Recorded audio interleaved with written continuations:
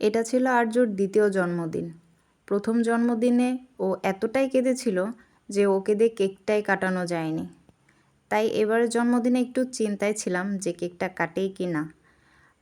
না, এবারের জন্মদিনটা ও খুব এনজয় করেছে, নিজের হাতেই কেক কেটেছে।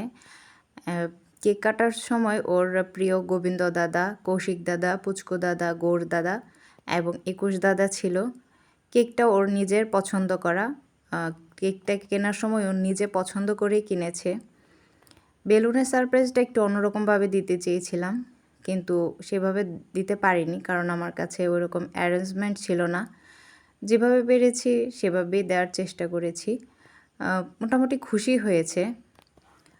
ওর জন্মদিনে ওর দাদন, দিদন, তুতু দিদি, মাসিমণি, ২১ দাদা সবাই এসেছিল।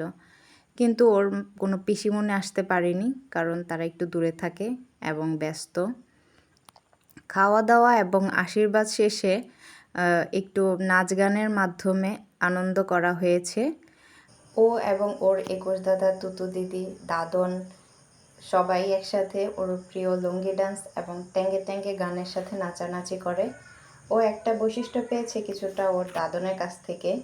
ওর দাদনেরও গান শুনলেই নাচতে ইচ্ছে করে, ঠিক আর্যরও গান শুনলেই ওর নাচতে ইচ্ছে করে।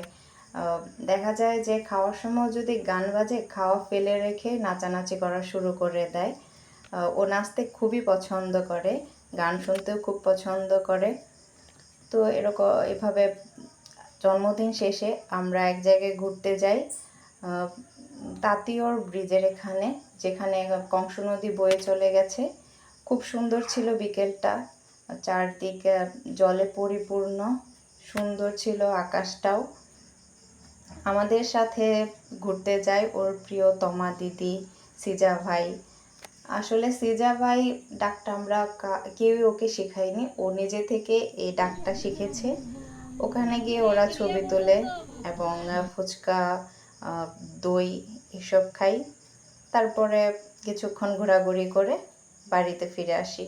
সব মিলে ওর জন্মদিনটা খুব উপভোগ করেছি আমরা, সাথে ও খুব উপভোগ করেছে।